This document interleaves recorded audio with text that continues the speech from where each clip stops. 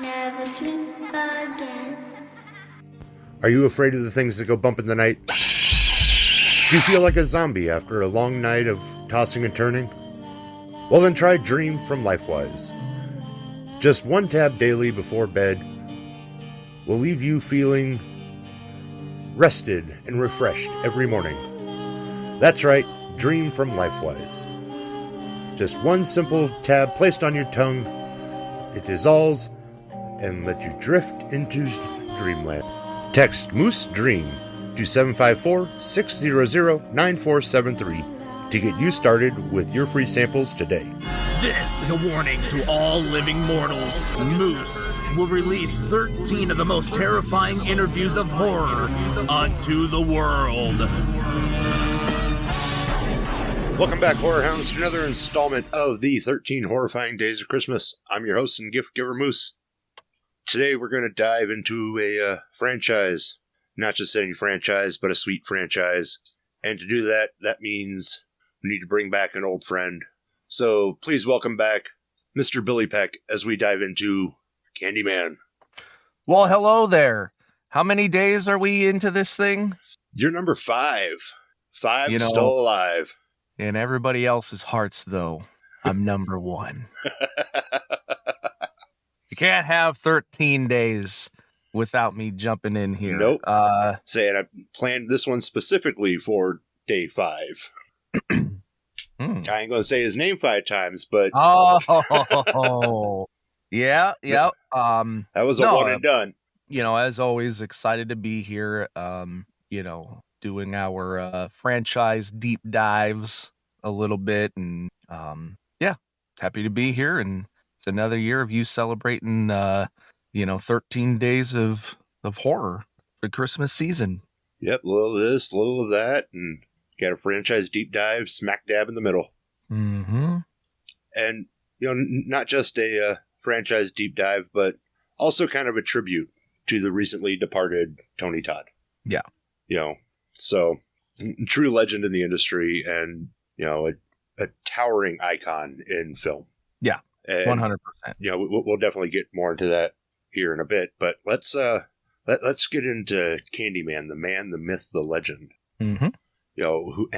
This is a character that started in a short story, The Forbidden, published in a book anthology by Clive Barker. And interestingly enough, it was in volume 5 of the Blood Anthology, Books of the Blood Anthology. I apologize. So there seems to be a running trend here. And, it's from his inception to where we get to Tony Todd in the movie. There's some changes along the way and some casting changes as well. And the things that were originally planned, I'm glad they kind of fell through because I don't see anything. I don't see them working as well and lasting as long as Tony Todd in the role. In that, the character is described as, this kind of Caucasian man with long flowing hair and a bright red beard. And it seems like Fabio. Well, like Fabio needs red beard. It doesn't have the same appeal. I mean, if you've seen the picture, there's no Fabio about this guy. This is more like a jaundiced vagrant, with wild, scratchy, stringy hair and so that's what's interesting. Like, books allow you to visualize what it is that you want to see. And it's interesting, for both of us. I'm positive you didn't read the book, and I didn't either. I'm not a book reader.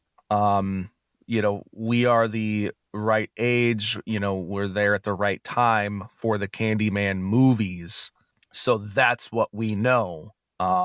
It's almost to a certain degree of like, you're, almost giving it an unbiased, or, a bias, but like in like the, not a positive bias towards the book because that's not your Candyman. And it's quite interesting. And it's not a you thing. This is just like in general. And I mean, we saw the it's a- same thing when the new movie was announced and Tony Todd hadn't been announced yet. There was a lot of, that's not my Candyman. This isn't the same movie. yeah. So, no, I totally get where you're going with this. It's Yeah, when people are always like, "Oh, it's not as good as the book," or they changed this or they changed that, with comics or remakes or blah blah blah. It is proof in the pudding that new movies are generational, or new takes are generational, and that is going to be someone's thing. Um, you know, uh it's just it's an interesting look at things.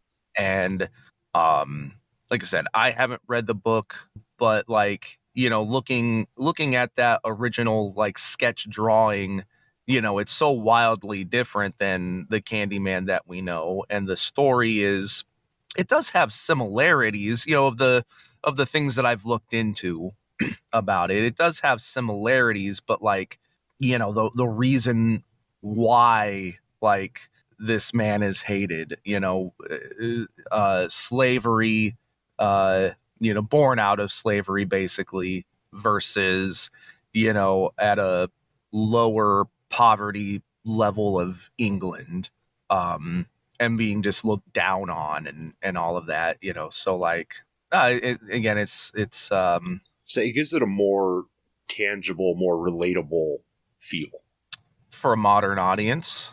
Well, most definitely. Honestly, I think for like the modern audience, it's hard to imagine just that, oh, you're cast out, looked down upon feeling. But it's easier to empathize with the plight of being ostracized, with being outcast completely, with being a non-person. Sure. And really to me, it's the whole relatable thing. It's in the original Candyman movie, the setting being changed from the the dirty streets of London to the rundown slums of Crabini Green in Chicago. Like, it's just an Americanized version. Yeah. So like the whole relatable thing to me is still like, well, that's not as relatable to us because we don't live anywhere around that version of it. Right. This is a more Americanized version. And I think, for you specifically, what might feel more relatable for you is because you grew up kind of in those similar kind of neighborhoods. Mm-hmm. So I don't want to say it like you're being narrow-minded, but you have a more narrow look at it because it is specifically relatable to you. I saw a lot of the same things. Right. So like when you watch this and then years later you end up knowing like, oh, what? It's like this thing and it's more about this. And it's like, well, yeah, if it was a move, if the roles were reversed, if the book was written about, the ghetto essentially, but it was being made by, English filmmakers for, UK cinema releases, it's the exact opposite. I can see that. You know what I mean? So anyway, it's just one of those things like, Clive Barker is writing more what he knows.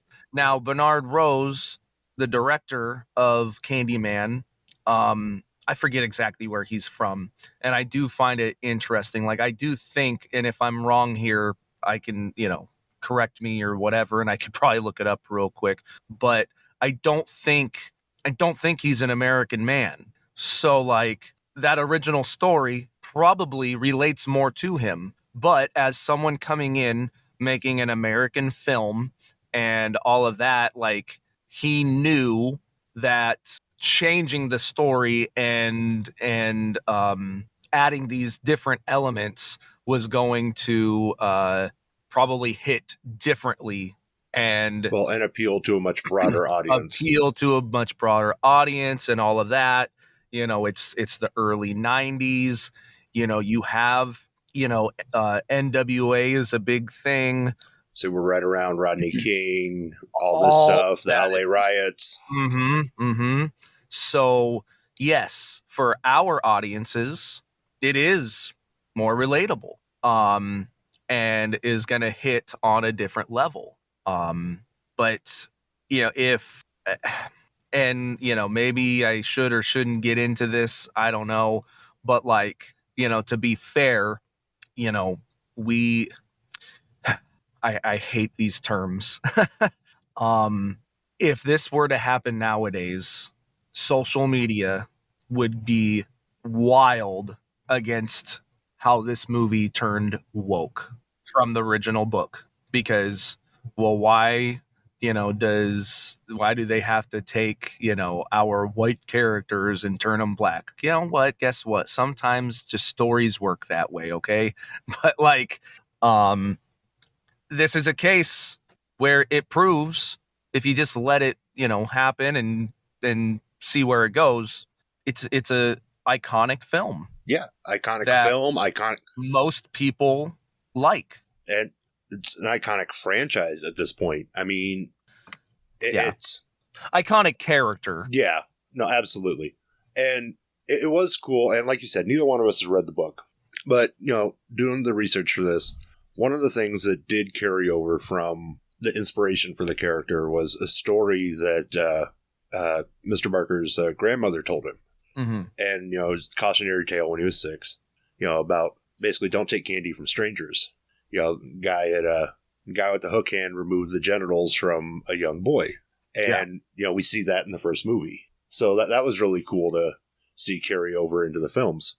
But, I also mentioned that there were casting decisions that were made that had they gone the other way, I don't think this would have lasted as well either. Yes. And had it been for a bigger budget, we would have had an Eddie Murphy Candyman. Yeah. And that's bizarre. I know Eddie Murphy can do serious roles, but I can't picture, and again, this goes from strictly from seeing Tony Todd in this role, Eddie Murphy portraying this character. It doesn't seem, plausible. Right. So this is another one of those times where a lower budget worked out great. Yeah, no, totally agree. I mean, it was several aspects that you bring up, Eddie Murphy being in the role. You look at, maybe his version of, not version, but, his take on A Vampire in Brooklyn. Is that what it's called? Yeah. Which that movie's fine.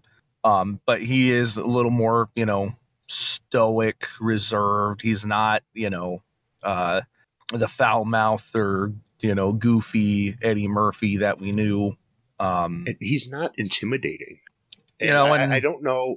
And I'm not saying he can't be intimidating. I'm just saying, for me personally, we've just never really seen it. Yeah, so it's hard for me to picture him as this intimidating person.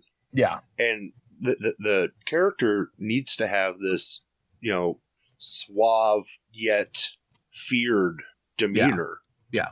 And I don't see that with Eddie Murphy.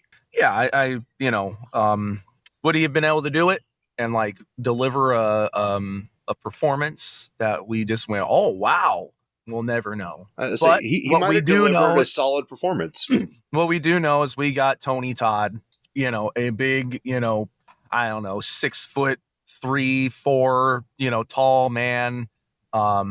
He does have that bigger booming voice that when he does like reel it in, and he does talk more. So he pulls you in. Like a romanticized, softer voice. Like it's just a good recipe. And, so one of the things I found really interesting was what Tony Todd compared the character to in early interviews. And he compares him to like the DC comics Scarecrow, Yeah. and then like the Phantom of the Opera and the Hunchback of Notre Dame. Yes. So you have this wide range of villainy, and yet victims in their own right. Mm-hmm. So he got the character. So not only was he this, big presence, he also understood the heart of the character. Yeah. I think something that maybe we need to also go over before we start kind of like breaking down movies a little more is like I know for both of us, Candyman is a big deal. Oh, yeah. Means a lot to both of us. Yep. And our horror upbringing. So, well, that was going to be what I asked you next. Do you remember the first time or where you were when you first watched it? I remember everything about the first time I watched it. So the second movie came out in 95. And so, however long it takes to get to Blockbuster after theaters, was it 95? Was it early 96? Somewhere in there, I would have been, 10, 11 years old. I was at a friend's, like birthday slumber party. So there's like, I don't know, 5, 6 of us, in this old crickety house, like big crickety house, wood floors, the kind of floors that you could see through the cracks in the floor and see the dirt basement below. Just the perfect ambiance for these preteen kids watching, having these movies rented and watching them for the first time. And so we watched the first one, we watched the second one, and a big element that, was brought into the movie that wasn't in the book, and that I think, gives a lot of this character in the movies its legs as well, is the urban legend of Candyman. It's the whole Bloody Mary thing, and saying his name in the mirror 5 times. And us watching the movies, us pretending not to be scared, and in the living room we're watching the movie, and then like to the right is like the bathroom, open door with a mirror, like the sink was like right inside the door, so you could see it. And so we would test our fate, so to speak, and go over and be like, well, I'm not scared, I'll do it, we'll do it. And like, so we all agreed to say Candyman 5 times together while looking in the mirror. And like that 5th time, us like all screaming like little girls and then running and hiding. It was that there are 5 movies that shaped what would get me into being a fan of horror. To not take too much longer on this, but to, give the slightest bit of context, excuse me, is being a kid and enjoying what I would call gateway horror, like Monster Squad or Gremlins, King Kong, Beetlejuice, Edward Scissorhands, things of that nature. Like, I liked spooky type things, but when it came to like real horror movies, it was the first 2 Puppet Master movies, it was Tales from the Hood, and it was Candyman 1 and 2. So Candyman will always have a huge part in my life for being, a horror fan and being what got me into it. And, it was the first two Puppet Master movies, kind of a similar situation, being at a friend's house, renting them from Blockbuster, and watching Tales from the Hood all around that same time, and then watching the two Candyman movies. So they were the back half of those 5 movies I saw, and had the bigger impact because of the environment I was in when I watched it, and the scariness of it, and being kids and believing, like, well, what if ghosts are real? What if you actually say this thing in the mirror, and what if it actually happens? The perfect thing for an urban legend. That was the big thing that solidified, this is what I am now. So, I've talked about it many times before. Universal Monsters got me into horror. Yeah. Candyman is the movie of the newer monsters that really locked it in. And it had a different feel about it. We had Texas Chainsaw and Friday the 13th and Halloween and all those that came before it in the 70s and 80s. But there was something about this movie that when you're watching it in the early to mid 90s, as a kid, one, for the most part, it's still kind of taboo. I mentioned this a couple episodes ago when I was sitting down with Zach and we were talking about Blood Diner. It's not like it is with our kids, where it's, oh, you want to watch a horror movie? Okay, go ahead.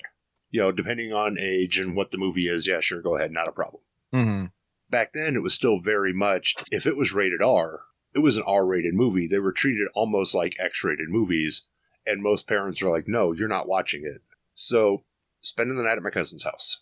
Mm. Yes, listeners, same cousin as Blood Diner. And there's like 5 of us in the basement. And it's complete 90s basement. A little like 13-inch RCA TV, VCR, concrete walls, just bare bones. Beat up old couch. But there's 5 of us down there just, we put the movie in, we're watching it, lights off. And the movie's going, and you start to get drawn in with the story and the intrigue. And one of my other cousins happens to come up behind us while we're all just engrossed in this movie and just kind of runs their hand across our shoulders. We all fucking jump. That was it. From then on, I was hooked. Hooked. Yeah. I didn't sleep for like 2 nights, but I wanted to watch it again. Yeah. And, I tried the mirror thing. Never made it past 4. I've said his name 5 times in a mirror, 1 time in my life. And that was recently. But, I was just never quite willing to make that final push. Yeah. Which is weird because I'd do Bloody Mary all the damn time. Yeah. I had no problem tempting that fate. but there was something about this character that, no, you could not get me to tempt fate. Yeah. And a lot of that goes to the way Tony Todd portrays him. You have this, like, you have the new boogeyman. And, most kids are afraid of the boogeyman. Yeah. Well, now this boogeyman has candy and a hook and can disappear, and he can levitate, and he can hypnotize people. And it's not just the monster under your bed. This monster is in your mind. Is he in your mind? Is he not in your mind? Is he real? Is he not real? Mm-hmm. There were so many questions. So, yeah, I was not tempting that at all. Yeah. And like I said, I'm 38. I've said his 5 times, 1 time in my life. But let's get into the movies. Yep. So, first one comes out. It's a breath of fresh air for horror in theaters, which is kind of what I was talking about a little bit there with, the new monsters and how they were, the new horror and how they were coming about. Because, this is around the same time, you're getting Leprechaun, you're getting, you're getting all these other new guys, the new generation of monsters. Yeah. You're looking at we'll call it, Gen 1 of the new monsters, Michael, Freddy, Leatherface, Jason, all of that. That like you already kind of mentioned them, late 70s, early 80s, now we're moving into late 80s, early 90s. And yeah, you're by this point, you're getting like you said, Leprechaun and Chucky and these, I feel like they're all more product of Freddy, Freddy, the wise mouth, the wisecracking, Freddy even became, a parody of himself, so to speak. Then you got, Chucky, wisecracking, Leprechaun wise, it's, so all at that same time, now you're getting Candyman, and he's not that at all. We get a character that does speak, but it's not trying to be this silly thing. No, he's very serious, very poignant. Mm-hmm. And he's very much a when he talks, you listen character. Yeah. Because when he only talks when he has something to say. Ultimately, throughout this whole franchise, this is a franchise about, at its heart, this is a franchise about love. Yes. And that's, that's what's laid out through the first movie is, you get the story of Daniel Robitaille, this son of a slave who becomes this world-class painter. Yes. And is commissioned to paint this, I don't know, plantation owner's daughter, this colonel's daughter. Let's just, this white rich guy's daughter. Yes. And, they fall in love and they commence to what you do after you fall in love. And Dad found out and wasn't happy about it and hires thugs to take care of it. Yeah. In probably one of the most gruesome origin stories I can think of. Sure. He gets his hand sawn off, smothered in honey. And as we find out, depending on which version of the origin story you listen to, it's either tied to a tree, tied to a stump, kind of hung from a tree, which I have a theory on all of those. I think it's the origin story just says tree and it just changes in the course of the mythos. Well, and it's, that's one of those things of like, it's the legend of something, this is all stuff that like, do you think this was, properly recorded history or tales that have been passed down over some guy just sitting there writing, and then his hand was sawn from his body and covered in honey. Right. And here come the bees. Shit, bees. Again, that's what makes it urban legend. And, like I said, it's probably one of the most horrific origin stories of really most of the monster pantheon. Yeah. Because that's the thing, too, is like, he wasn't a slave. He was, raised, like you said, a very, smart, educated, renowned human. Like, yes, he came, like so I said earlier, almost born, out of slavery, but, he surpassed that. And again, was hired, to do this job. They could have hired anyone, that's who they hired. So like the fact that like it, you still had that racism though, and the people who still believe there should be slaves and all of that. So you get, what happens to him. Again, it just adds to that gruesomeness of it. Right. To say, because that took place just right after the Civil War. So that was all still very fresh. Yes. Then, we fast forward to the 90s, which at the time, modern era. And, we're with a young Helen Kyle, this aspiring student who becomes enthralled with the legend and wants to dig deeper into Cabrini Green and the myth and either prove it or debunk it or, just see what there is to it. Yeah. And that's where our story really starts to kick off. And that's where we kind of start to see is he real or is he just a figment of people's imagination? Mm-hmm. Because throughout this whole movie, she's almost the only person that can see him. Everyone knows about him. Yeah. Well, and that's because she is the one that doesn't believe it.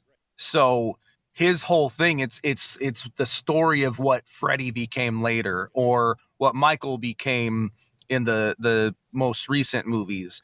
You start to forget who it is, you basically take away their power. So, that was Candyman, and she was like essentially trying to debunk it, that it wasn't real. And so he presented himself to her. Every time he's summoned in the movie, it always kind of starts as a joke. Yes. And similar to like when, you tried it as a kid. Mm-hmm. It's, well, should we? Yeah, why not? So what starts as a joke backfires drastically. Yeah. And in her search for answers, there's this wake. She leaves this trail of bodies in her wake. Yeah. That she keeps getting blamed for. Yes. Because there's no other logical explanation. From a dead Rottweiler to a missing baby to, just the body count and blood just that gets attributed to her. Yep. Is insane. All because, and rightfully so. Even when she's in the psychiatric hospital on camera, she looks like she's absolutely batshit crazy. Yeah. Talking to herself and freaking out over nothing because there's, as far as anyone can tell, nobody in the room. Yeah. She loses everything. Loses her husband, loses, everything she held dear, and that was 100% his design. Yeah.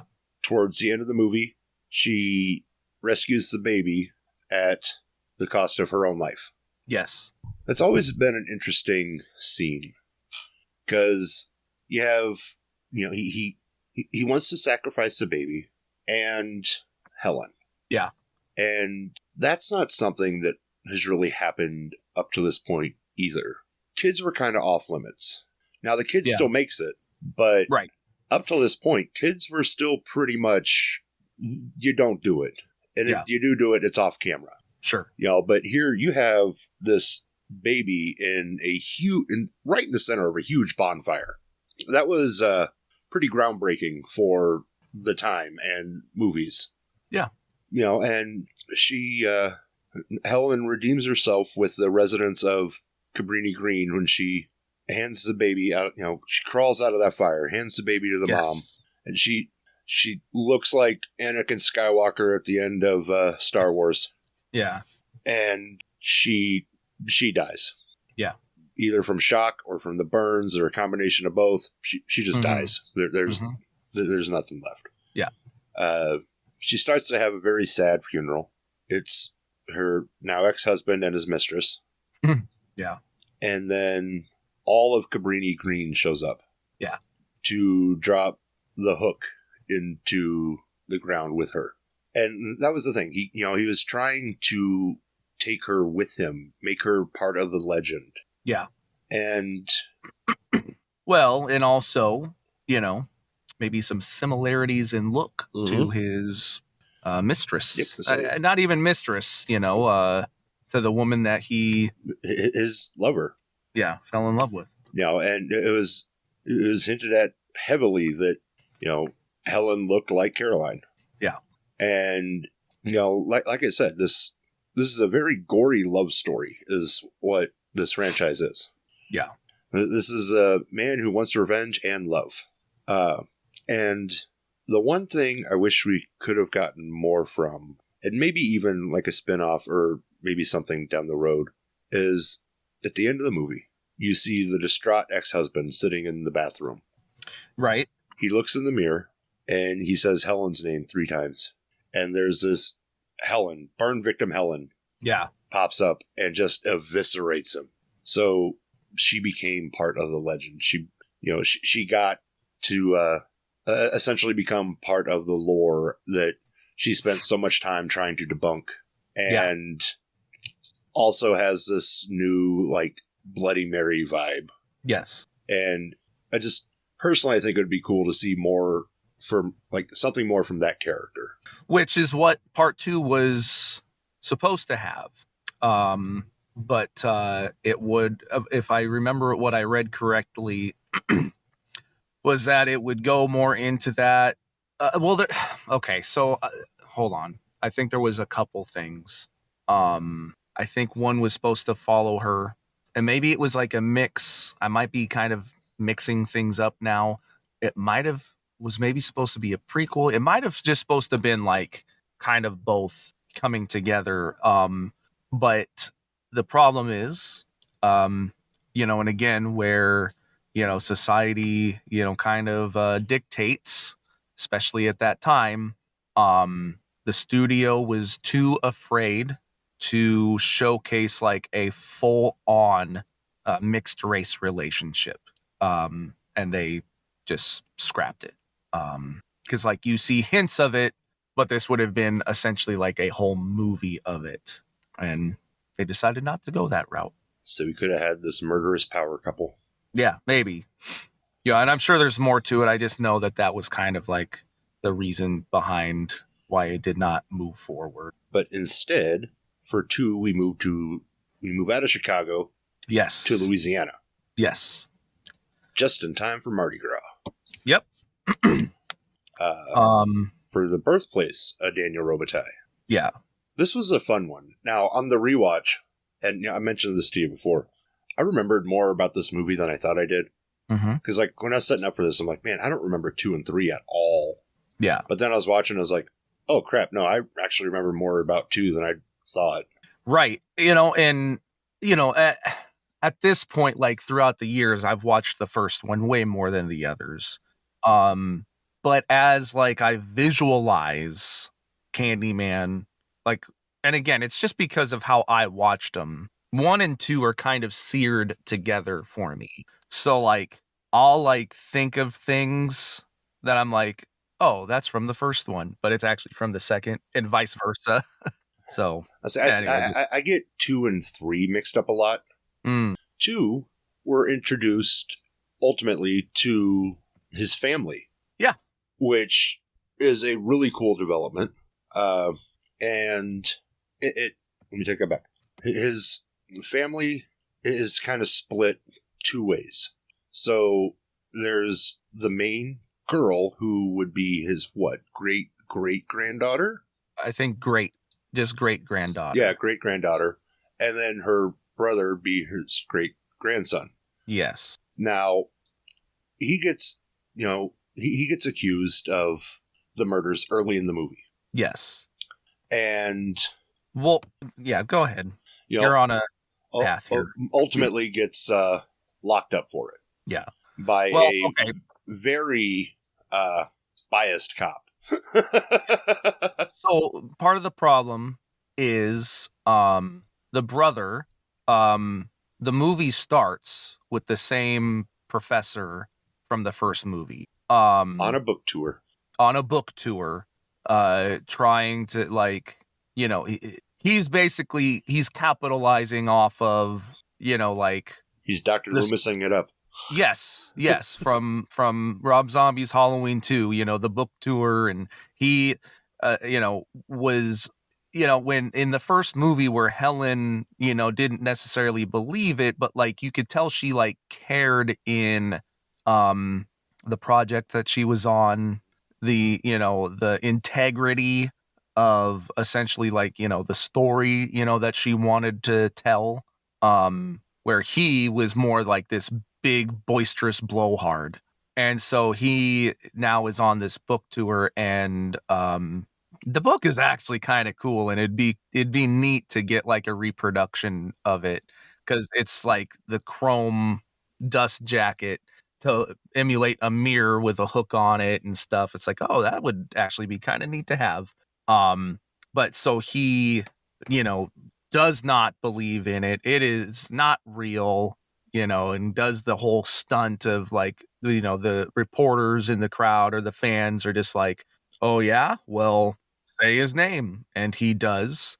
But then, the joke happens and comes through the mirror, or through the, it's not actually the mirror, it's the projector screen. But So yeah, then the brother, he afterwards like sees him on the streets of New Orleans, and he believes that his father was killed by Candyman. And is on a mission to prove it. Yes. Without telling his sister to spare her. Yeah. Which ultimately backfires. Yeah.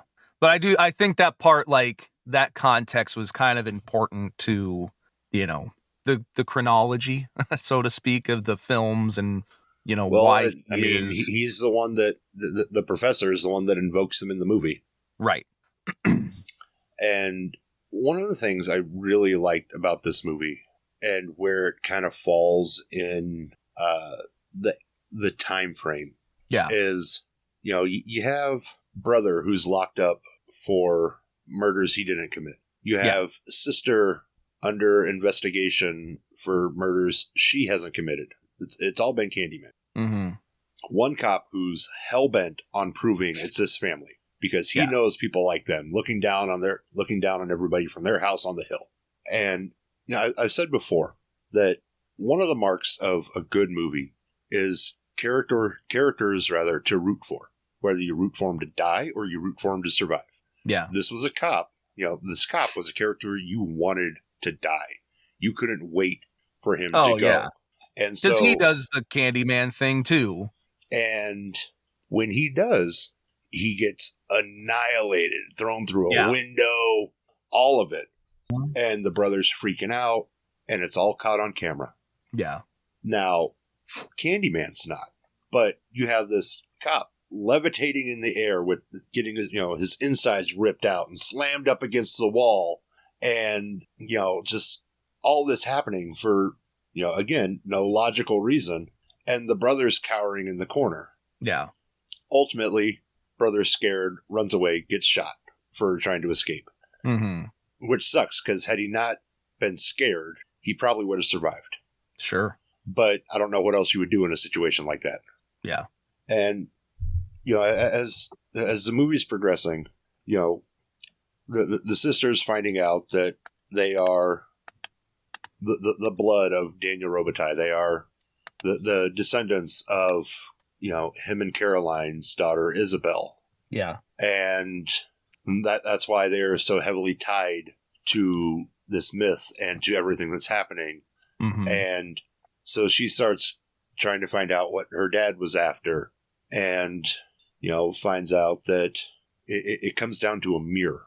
Yeah. You have to destroy this mirror. It holds his soul, his essence, because it witnessed the terror. And where do they find this mirror?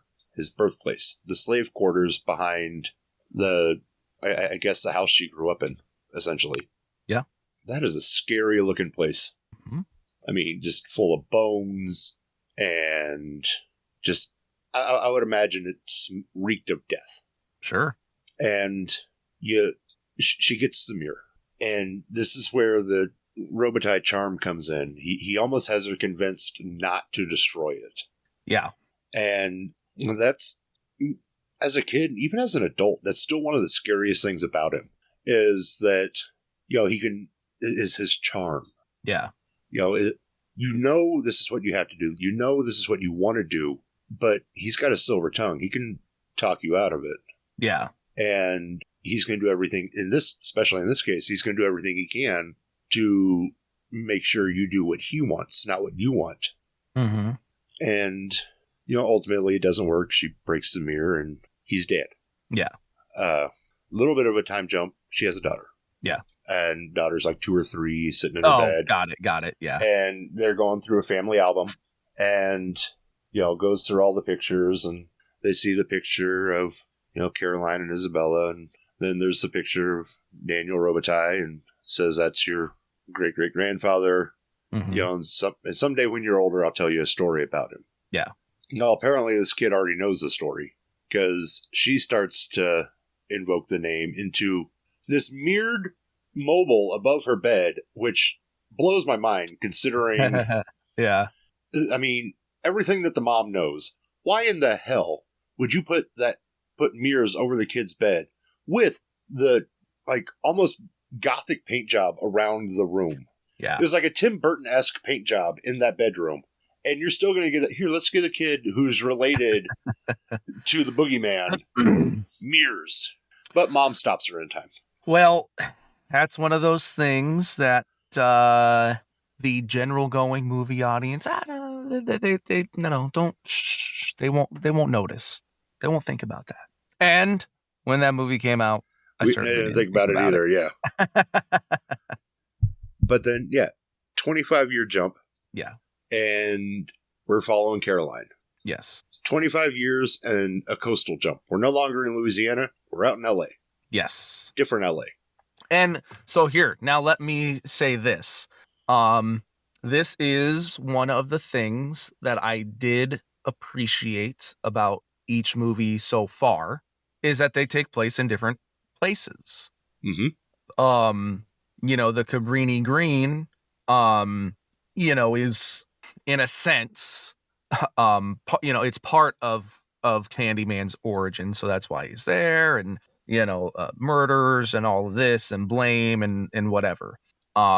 So it being there makes sense, but an urban legend and a ghost, so to speak, of this kind of nature can be anywhere. Well, and the shifting locations touches on something laid out in the next film. So it's each of these movies adds something else to the lore, to the mythos, to this grandiose story that's been told through time. Yeah. And it makes it a bigger story. Yes. And it continues to grow and evolve, and it's no longer just a story. This is a living thing at this point. Yes. And let me say this as well. Third movie, not so great. Well, that'd probably be why it went straight to home video. We've kind of glossed over, like how good or bad the movies are. The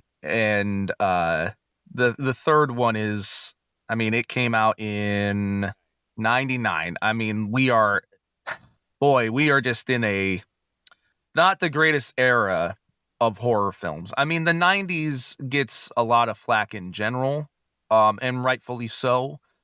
Scream came out in 96, and then everything else was like, well, let's make everything like Scream and I Know What You Did Last Summer, and we focus more on attractive people and all this, meta and all this stuff. Scream might have saved horror, but it certainly didn't like course correct it completely either. And that's why we get, 1999 Candyman. Well, and no matter when you watch this now, you can tell it was late 90s. Oh, yeah. Because, the sex and the nudity is driven way up from the original two. And, it is very much right there at the cusp of the new millennium. Yeah. It screams home video release. Had it come out a few years later, this would have been a Sci-Fi Channel movie. Yeah. Unfortunately at this point, it's just like with any horror film that is a franchise at this point, each movie gets a smaller budget each time. And especially now by this third one, and there's a lot of years in between, comparatively, some of these movies we're getting them like every maybe 2 years. This is it's 3-4 years. It says 3 between the first. Yeah. Which again, it's not like that long of a time, but it's just. But in the 90s and film, that's. Yeah. Now 3 years goes by in the blink of an eye with social media and people just constantly updating you on things. Yeah. But pre-social media, 3 years felt like a lifetime. Hell, 1 year felt like a lifetime. Right. And it's, again, is it super long? No. But for filmmaking like this, it's even less effort is being put into it. Mm-hmm. That's kind of more where I'm going with it. Oh, yeah. So it's even more they really were just like, hey, let's put this thing out. I say 3 was very basic. takes place around Day of the Dead. Yeah. Which again, neat thought, neat concept. Everything about this movie, give it a better budget, and it could have been a home run. Yeah. And you've got like, Donna D'Errico, she's, off of like Baywatch fame and, trying to like get a career. It's almost like a more like a vehicle to like, oh, well, let's try and push her, and it's like they wanted Tara Reid, but couldn't get her. So yeah, it's just, little more care going into it. It could have been okay. Yeah. I mean, you get, like I said, we're following her character of Caroline, and she's, she owns the family portraits. Yes. And wants to put on an exhibit. And she wants to take it serious. Yeah. She doesn't want the urban legend story. She wants to tell the Daniel Robitaille story. Mm-hmm. The story about the man, not the legend. Mm-hmm. Mm-hmm. But the promoter, so to speak, he has no interest in that. He needs a gimmick. Yeah. And, so his gimmick is he leans into the legend. He even hires an actor to be a fanatic. Yeah. And, basically attack the event, who ultimately becomes the number one suspect for the movie by a very racist cop. Yeah. And again, product of the 90s. Overly racist cop. And I'm not saying racist cops are gone, but just the way it was portrayed. Yeah. Just woof. And bodies start dropping. And, as we follow through, we start to dabble in magic. And, we find out that the bad can't exist without the good. Mm-hmm. You have to destroy the good to destroy the bad. Now, my first watch through, as the abuela is saying this, all I could figure, I'm thinking is crap, Caroline has to die. Because that's the last remaining good. She's the last of the bloodline. Kill the bloodline, kill the story. That's not it at all. What's his good? His legacy, his paintings, his artwork. The same thing she was trying to promote. Mm-hmm. So to end this man, she has to destroy his greatest creations. And she does. And in the process, bye-bye Candyman. Yeah. I don't have a lot to say about the Re. No, it's fun. It pushes more of the story of his origin. Each one gets a little bit further into that, and so we get to see how much art meant to him, which I think is important moving forward. He said we get to see a little bit more of the relationship, and this time is we're right on the verge of a Tony Todd sex scene. Yeah. The actress playing, that Caroline, nudity. She and was, like you said, she was mid coitus, and then boom, Tony Todd.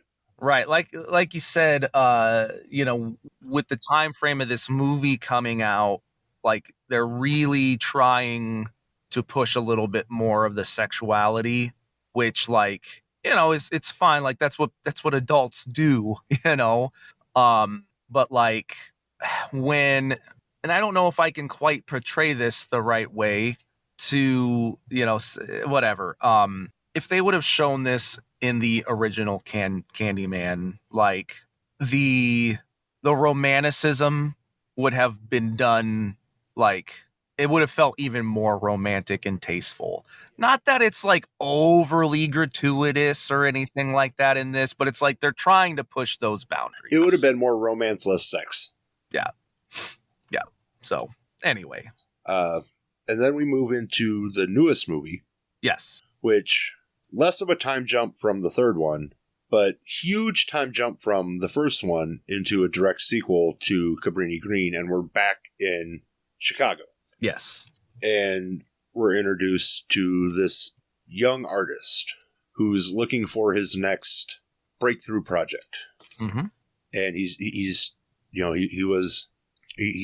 supposed to be setting up this show, and the gallery owner said, you're not giving me the same thing that you gave me before. You don't have that fire. Mm-hmm. And he learns about Candyman and Helen Kyle and all the things that happened at Cabrini Green. Yeah. And because, so here's the other thing about Cabrini Green is it was the ghetto. It was the slums. It's not no mo. Correct. It was a place built for extremely low income people and then was not cared for. That's just, how certain areas are. They even talk about it in the movie. Again, look. So they even talk about it in the first movie. Well, sure. Yes, but like it's these are it's such a weird thing to like go over these days, because you always got people on either side like taking it to another step that it doesn't need to be. But look, at the end of the day, Candyman movies are based on racial stories, and again in this one, and I think in the first one is mentioned that, hell, even maybe in the third one, it's mentioned that, wherever people are having hardship and social injustice, rather. Yeah. He will be there. Yeah. So it's, as long as there's injustice, this legend's not going anywhere. Right. And, when I was saying that, they mentioned in the first movie and tying it to this one, you had Cabrini Green, and then you had Helen's building. Yeah. And that was essentially still built as the projects. But they realized there wasn't that barrier between the projects and the middle class. Yeah. So they slapped a coat of paint on it and made that the barrier. Yeah. And so, like, in the new one, they talk about how, like, white people, built Cabrini Green to give the low class, a place to stay and forget about them. And then they realized, oh, well, this looks like garbage. There's like all this crime now, so the same white people, so to speak, gentrified it. It was gentrified. They went through the gentrification and made into this. Right. Moving the low class out again. Yep. And again, I feel like your listeners would, are they get it. They get what this is all about. Like, not trying to like turn this into some big thing. It's just, that's just the way society is sometimes. And that's what, part of this movie is pushing, and part of how Candyman comes to be. Well, I mean, this whole franchise is based around, racial injustice. And so, you move it into, this one's set modern era, Yes. So, you're going to touch on gentrification and police brutality and everything that this movie hit on, that they absolutely had to touch on it. And they nailed it. I don't think it was overdone. I don't think it was underdone. It's just talking about the truths of what goes on. Like we mentioned, each movie adds a little bit more to the myth. And what we see in this one is we go back in time to the 70s. We get a guy with an actual hook hand. Yes. A actual prosthetic hand. Who gives out candy, who hides in the walls. And is, known as the Candyman, and he gets beaten to death by the cops. Yeah. In front of this little kid. Yeah. Ultimately, later we see this, kid set the main character up to take the fall. And I think a lot of that falls from maybe some internal guilt, because had he not yelled, the guy might have not been beaten to death. Yeah. So I think there might have been an internal conflict most of his life of, I'm responsible for his death. the main character has a very interesting story arc that unfolds. Yes. Which goes along with a lot of modern storytelling, filmmaking in today's age. I see and it can either go kind of one of two ways, and I think this goes. I say they nailed it with this one. Yep. This is a legacy movie. Yes. It's about halfway through the movie. He's in the hospital getting his hand checked out, and because he gets stung by a bee. Yep. And because he's an artist. He's an artist that gets stung by a bee. Yep, crazy. And he finds out he was born at Cabrini Memorial. He's like, no, I was from the South Side. And the nurse is like, no, it says here you were born right here. And he goes to ask his mom about it, who we haven't seen up until this point. She's been mentioned a bunch of times. Yeah. And we go see Mom, and it's the lady from the first movie. Mm-hmm. Who lost her baby. Mm-hmm. And big reveal, our main character is the baby from the fire. And she moved out of Cabrini to give him a normal life. Right. And unfortunately, the curse still caught up to him. And he seemed almost destined to have this fate. Because like you said, he's an artist. He met with the bee. He lives in the gentrified Cabrini area. He is a young black man in the modern era. There's a lot lining him up for the parallels to Daniel Robitaille. And, ultimately he gets set up as he's losing his marbles. Yeah. By the kid who witnessed the guy with the prosthetic as the new Candyman. And, he's out, he's kind of drugged out of his mind. He's out in the projects after the kid, well, now adult, shoves a hook into his arm, straps it in, calls the cops and says, the Candyman's out in the ghetto and he's killed a couple people and the police swarm. And now the girlfriend of the guy, new Candyman, kills the, I guess, bad guy? Because he's not really a bad guy. He's not really a good guy. Yeah. Then Candyman's just kind of laying there on the floor. Cops come in and shoot him. Yeah. Shoot him and kill him.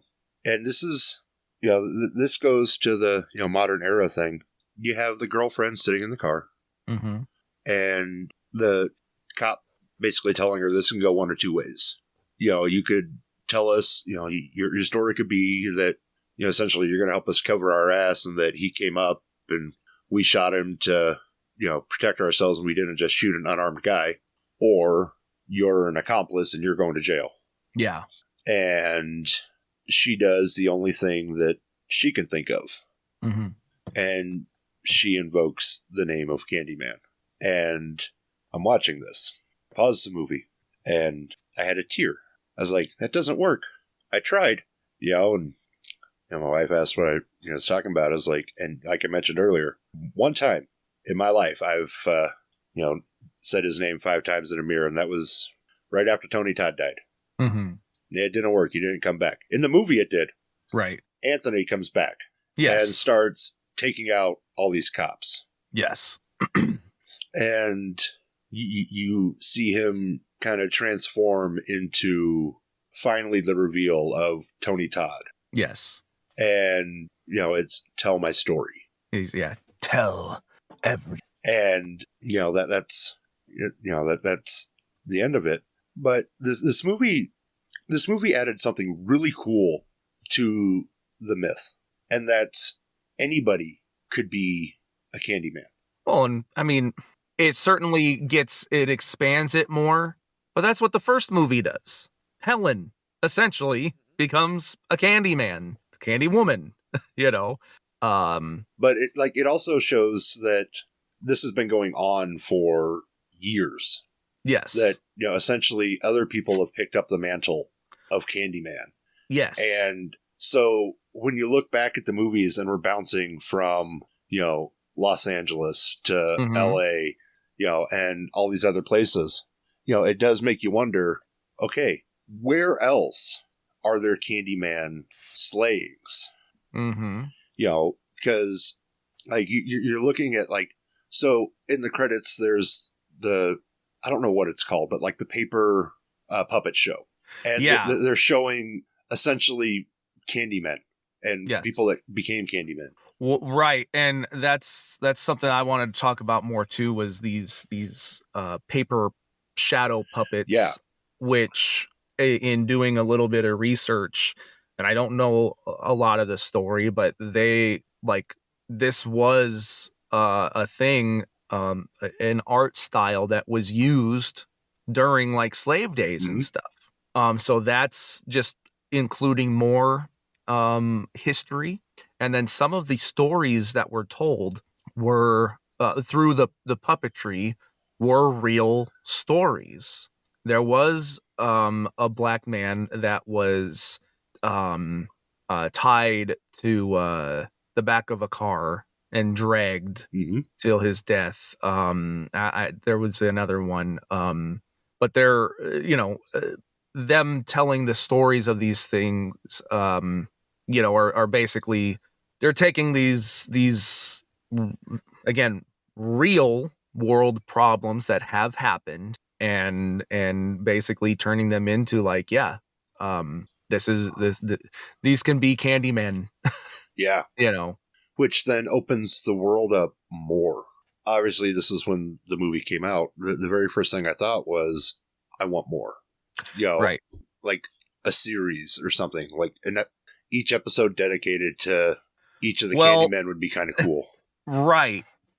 And so it's smart, is it the exact thing they were going for? Look, and something we haven't talked about at all, is this started as a Jordan Peele project, was set to direct, decided to hand those duties off. I think her name's Nia DaCosta.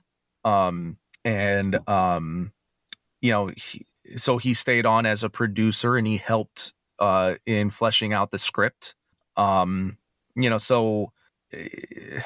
With anything nowadays, I suppose he could be considered a polarizing filmmaker, but at the end of the day, he is a very strong, established filmmaker, putting out interesting stories.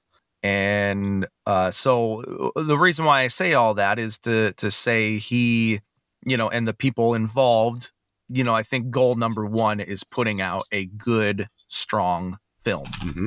After that, are there nuggets, breadcrumbs placed in to potentially lay groundwork for future, projects within the land of Candyman,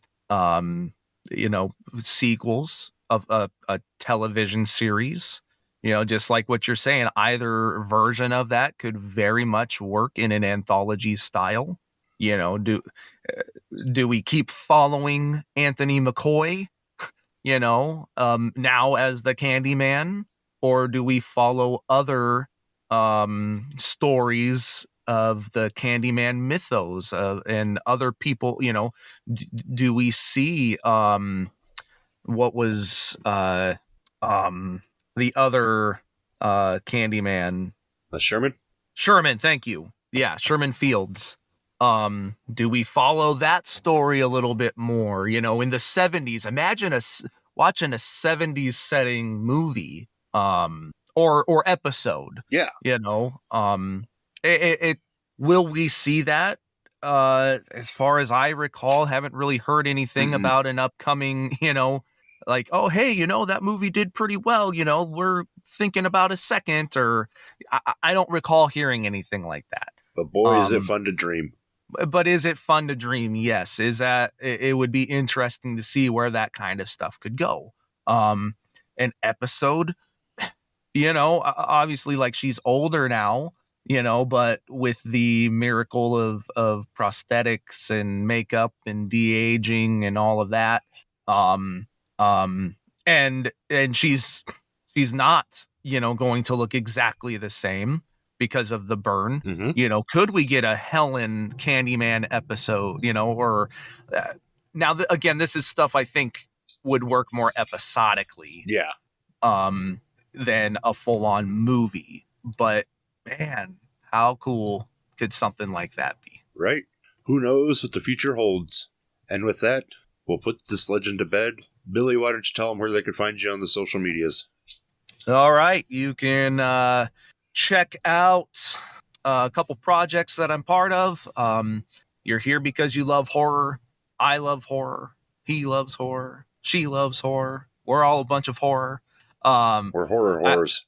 Yes, I have a horror punk themed band called Graveyard Smash, very along the same lines as like the Misfits, songs about Amityville horror, vampires, all of the things. Graveyard Smash, available on Amazon, iTunes, Spotify, Bandcamp, or social media. Be Graveyard Smash 13. And if you want to check out other podcasting ventures, you can check out my wrestling collectible related podcast, Major World Order, where we interview people within the wrestling business or fans and their collecting habits. And then lastly, if you want to hear Moose and me and myself talk more about different things within pop culture, a very select section of pop culture, Zoobly Zoo, with one of its stars, Michael B. Moynihan, who played Lookout Bear. If you don't know what Zoobly Zoo is, just go to YouTube, look up Zoobly Zoo theme song. That'll be the exact thing that you need to hear. If you thought it was a fever dream, you were wrong. If you thought it was something you forgot it was a dream, never heard of, maybe want your own different version of Nightmare Fuel, as some people will call it, check out Zoobly Zoo podcast. There you go. Just some different things that I'm part of. And if not, you're checking those out, I'll be right back here on Moose's Monster Mash for another deep dive in the future. Absolutely. And listeners, those links will be in the episode description.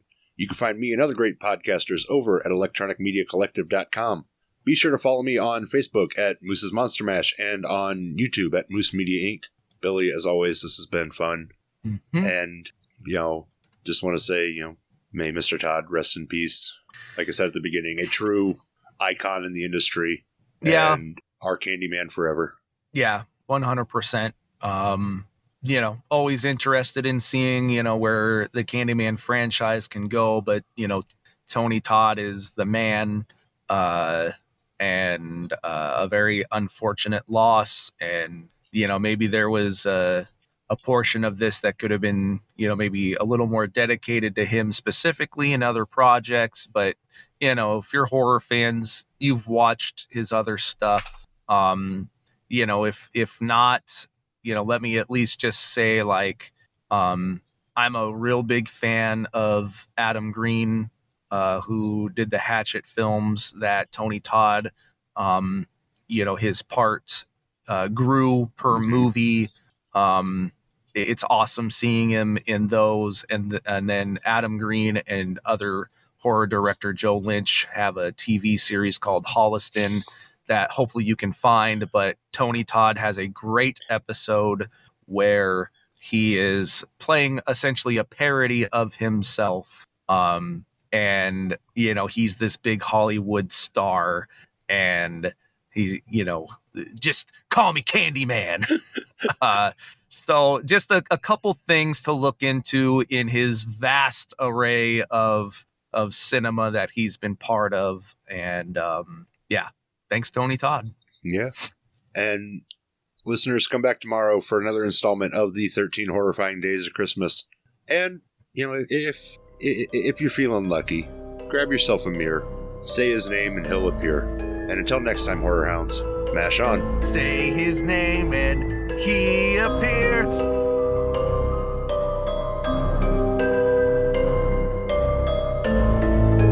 This has been Moose's Monster Mash. Come back for more chills and thrills if you dare.